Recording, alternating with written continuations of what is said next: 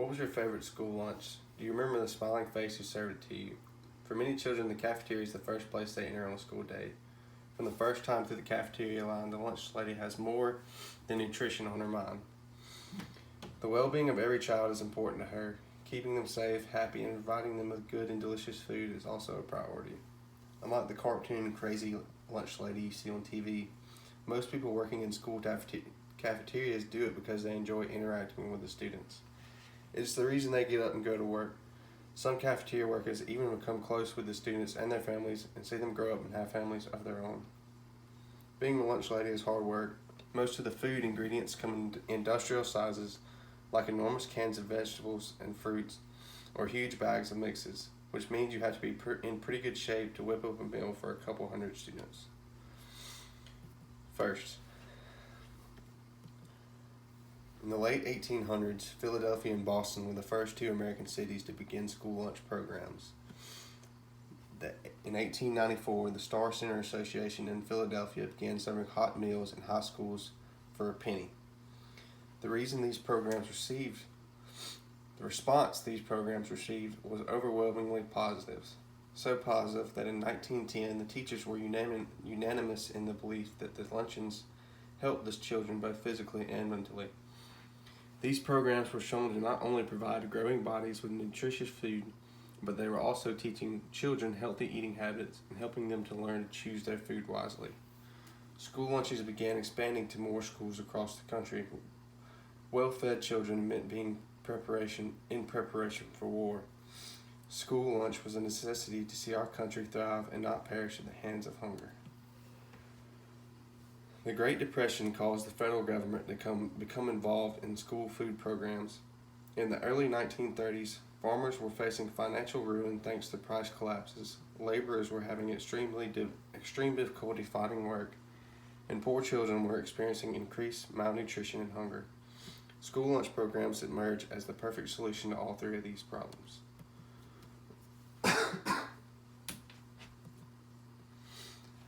School lunches ended at the end of World War II in 1945.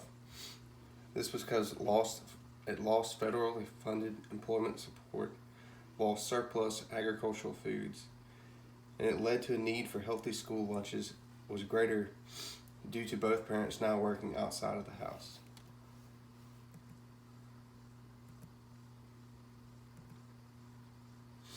In 1941, state educational agencies took over lunchrooms and supervisors became the first school lunch directors. But the school lunch program was not a permanent mandate. When food supplies dwindled and labor became scarce during World War II, the number of school meals served declined a lot. After 2 years, Congressman John W. Flanagan and Senator Richard B. Russell, the school program was signed into law by President Harry Truman as the National School Lunch Act of 1946. The NSLA is the foundation of the school lunch programs operating today. The Child Nutrition Act of 1966 added more subsidies for low-income children as well as school milk and school breakfast programs.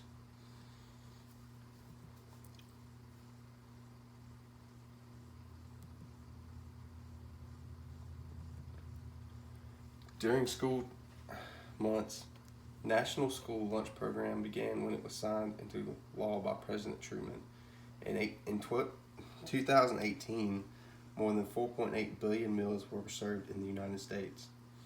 School breakfast program began as a pilot project in 1966 and was made permanent in 1975.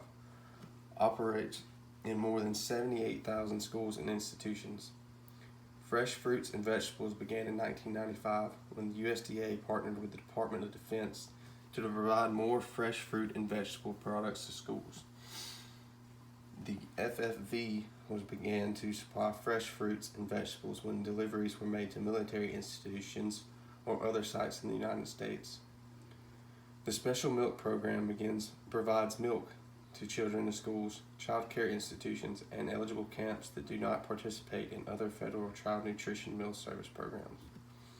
After-school snack programs provide a snack only to children under the age of 18 enrolled in an after-school program at their school. At-risk after-school meals provide a supper and or snack to any children that is under the age of 18, regardless of what school they attend. An activity has to be offered, but a child can use to just eat the meal and leave.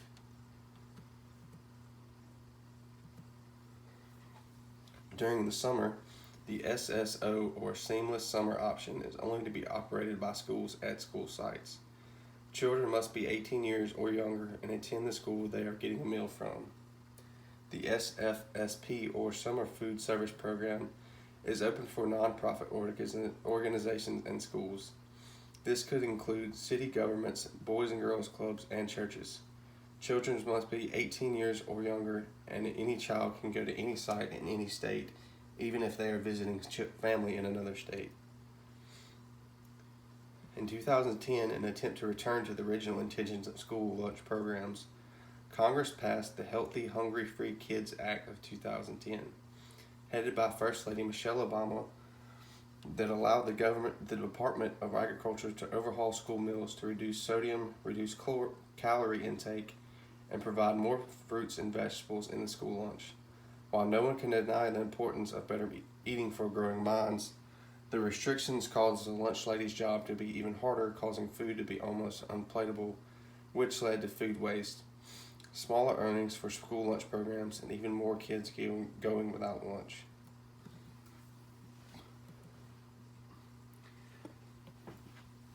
Today, when states began closing schools due to the pandemic caused by COVID-19, lunch ladies have really stepped up on preparing multiple meals for children in the areas. Right now in the United States, there are 23,464 sites serving meals to students. In the state of Alabama alone, there are 878 sites that have served over 1.2 million meals during the month of March to 360,000 students.